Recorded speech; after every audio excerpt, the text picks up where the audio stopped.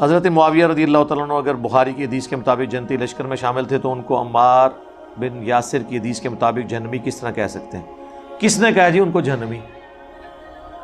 آپ کے دل میں اگر وہ حدیث کھٹکتی ہے اور آپ خود اس سے جہنمی کا رزلٹ نکالتے ہیں تو یہ آپ کا وبال ہے۔ ہم نے تو جب بھی بیان کیا تو اس کو ایکسپلین کیا کہ صحیح بخاری میں حدیث ہے 2812، عمار کو ایک باغی جماعت قتل کرے گی، عمار انہیں اللہ اور جنت کی طرف بلائے گا، وہ جماعت اسے دوزخ کی طرف، آگ کی طرف بلائے گی۔ یہ نہیں ہے کہ وہ جماعت جہنم میں ہے، یہ تو الفاظ ہی نہیں ہے، وہ تو دنیا میں کئی اعمال ہیں جو جہنم میں لے جانے والے ہیں۔ اگر کوئی شخص جھوٹ بولتا ہے تو میں اسے کہوں گا یہ جہنمی ہے، میں یہ کہوں گا کہ یہ جہنم کی طرف بلانے والا کام کر رہا ہے۔ عین ممکن ہے اسے توبہ نصیب ہو جائے، عین ممکن ہے اس کی نیکیاں اس کے گناہوں پر بھاری ہوں۔ یہ آپ کو کس نے رائٹ کیا ہے کہ کسی کا آخرت کا فیصلہ کرے؟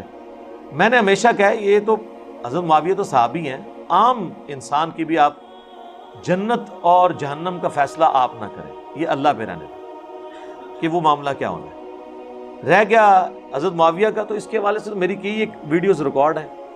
ابھی پچھلے دنوں بھی آپ کو پتہ ہے وہ انڈیا کے بہت بڑے اسکالر ہیں سلمان ندوی صاحب، ورلڈ لیول کے اوپر ایک علمی شخصیت ہے، انہوں نے میرے اوپر ایک اعتراض کیا اور انہوں نے مجھے یہاں تک اس ویڈیو میں کہا کہ یہ قرآن کی تحریف کرتا ہے۔ قرآن نے تو رضی اللہ عنہ یا اہل ایمان کی جو نشانیاں بتائی ہیں وہ جن میں موجود ہیں صرف انہی صحابہ کو رضی اللہ عنہ کہنا چاہیے، تو سب کو رضی اللہ عنہ کہتا ہے، اور ان کا اشارہ امیر شام کی طرف ہی تھا، چونکہ اس معاملے میں وہ بڑے ایک سخت سٹانس رکھتے ہیں خلافت و ملوکیت کے حوالے سے۔ تو اس میں بھی ہم نے، میری آلریڈی اس کے اوپر ویڈیوز ریکارڈ تھی، ہم نے اس کے ساتھ جوڑ دی کہ میرے بھائی آپ سمجھیں کہ ہم نے ہر اس شخص کو رسپیکٹ دینی ہے جس نے حضور علیہ السلام پر ایمان لایا اور اس نے کلمہ پڑھا، باقی اس کے جو اعمال ہیں ان کا معاملہ اللہ کے سپرد۔ لیکن اس بنیاد پہ یہ بھی نہیں ہو سکتا کہ انہوں نے اگر کوئی غلط عمل کیا تو ہم اسے ہائی لائٹ نہیں کریں گے، اس لیے کہ وہ تو ہماری حدیث کی کتابوں میں ہائی لائٹ ہوئے ہیں، کئی تو قرآن میں ہائی لائٹ ہوئے ہیں۔